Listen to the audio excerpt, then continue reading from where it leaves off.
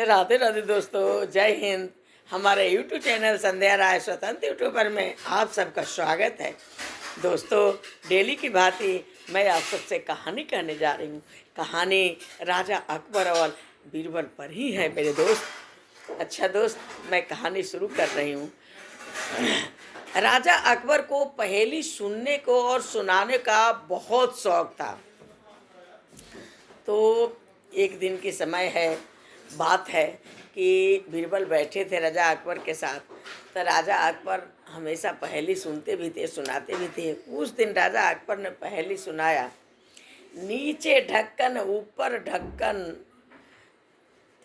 मोह मोह खरबूजा, तासे छुरी से काटो तो कबहू अर्थ ना दूजा। अब बीरबल को ये समझ में नहीं आया। बीरबल बहुत देर चुप रहा, फिर विनती करके कहा, महाराज जहाँ पनाह, अगर मेरे को थोड़ा सा समय मिल जाए तो मैं आपको ये समझकर बताऊंगा। महाराज ने मंजूर कर लिया, समय दे दिया। फिर वो निकल गए गांव से। अकबर ने गांव से निकला तो एक घर में घुसे। उस घर में देखे कि एक बच्ची खाना बना रही है, लड़की खाना बना रही है। तो बोले, बेटी क्या कर रही हो? तो उन्होंने बोला, आप देख नहीं रहे हैं, बेटी जल रही है। माँ जल रही है, बेटी पका रही है। चुप हो गए। फिर बोले, बेटी तुम्हारी पापा कहाँ गए? तो मिट्टी को मिट्टी में मिला रहे हैं। फिर बोला, माँ कहाँ है? तो माँ एक की दो कर रही है। अब बीरबल खुद आश्चर्यचकित हो गया कि ये पंडित लड़की है। तब तक उसके माँ पिता आ गए। फिर वो लड़की की सारा बात बताए बीरबल ने पिता से। तो पिता ने बोला कि बेटी मेरी बिल्कुल सही जवाब दी है। ये अरहर की दाल बना रही है, जो पुरानी सूखी अरहर की ही लकड़ी है, उसी पर को जला के दाल बना रही है। इसलिए बोली कि माँ जल रही है, बेटी बना रही है। दूसरा, मैं एक हमारे पड़ोस में, हमारी बिरादरी में एक मुर्दा था, एक आदमी मर गया था, उसको हम जलाने गए थे।